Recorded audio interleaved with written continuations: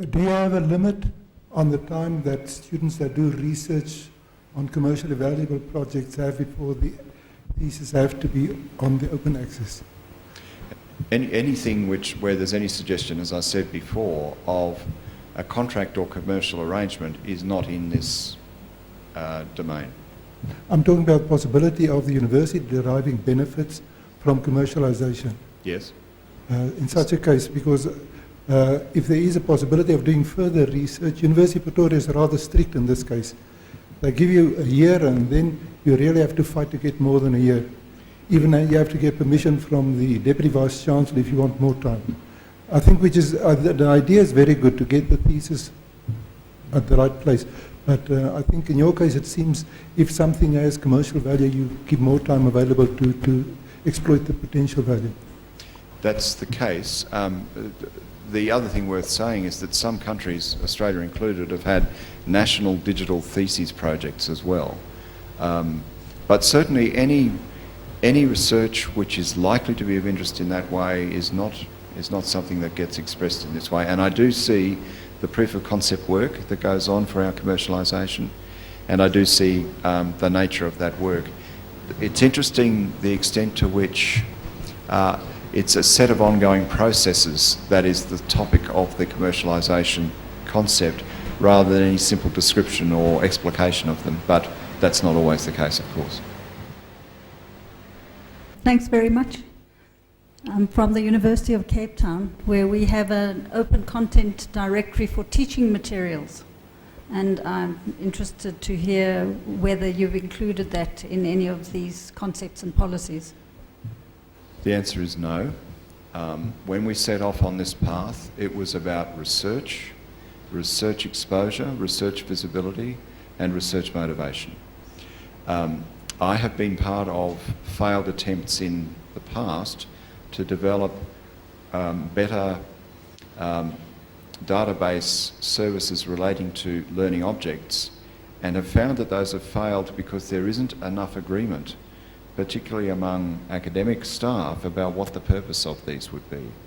One of the issues about higher education, and one of the distinguishing features of it compared to training and education in other levels of education, is that curriculum diversity and discretion on the part of individual staff is a key feature of it.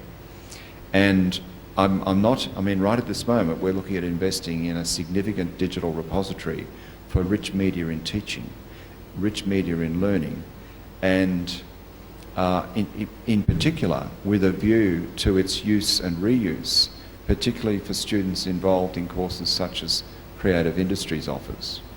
And by the way, course in Australia means total program of study. For me, it was absolutely fundamental to not cloud the issue by doing anything other than focus on research. And I'm sure, I can't prove it, but I'm pretty sure that the success of it with our research folk is based on the fact that they're very clear about that. I think it's an ongoing conversation.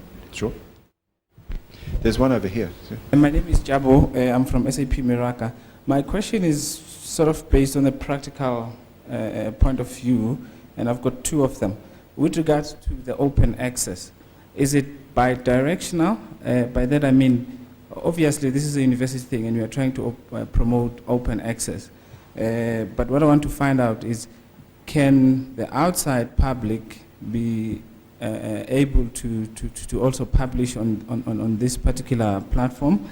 And then the second question actually leading to this is, how do you ensure, the balances and checks that whatever is published there is actually peer reviewed and is above board?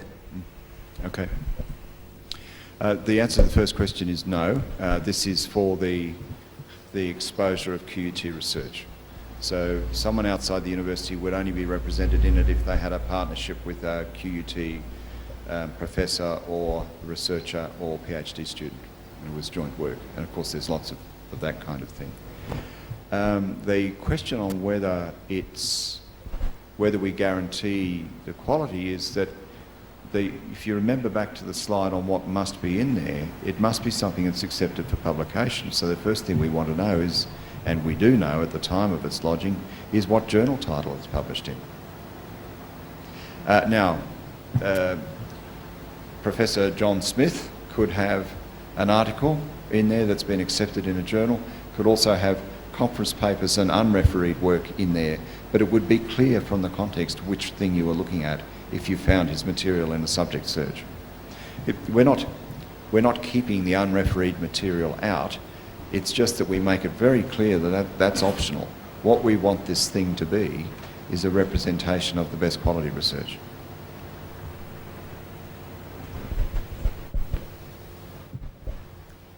Professor Cochrane, I manage the mandate at the University of Pretoria, and I have received resistance from our researchers to have the post-print version, the green version that you refer to, deposited in the repository. Many of them are worried about their relationship with the publisher, so they don't like that version in a repository, and they sometimes even tell me that they don't have a version like that. Do you have any advice for me? Let me tell you a brief story. When we first did this, in the first iteration of the policy, I had the view that what would probably be most representative would be preprints with corrigenda. That didn't happen. It didn't happen for 1 minute. What our QUT authors wanted was the highest quality representation of that piece of work, and if that could be the publisher's version, that's fine, but most publishers don't agree to that. So the understanding we have with publishers is there's no intrusion into the publisher version. In a very high number of cases, of course, we can link to the publisher version because we also have in our universe of scholarly communication, all of the things that we pay for, the Elsevier bundle, Science Direct, and all of that kind of thing. We also developed as I said, we developed quite detailed advice on publisher policies, and we actually run that for the country. The Australian government wanted us to do that because the Australian government had an accessibility agenda as well. And that's helped, I think. But where folk have become uncertain, the university library or copyright officer has been able to offer the necessary support and reassurance. And I think most people have an expectation of that.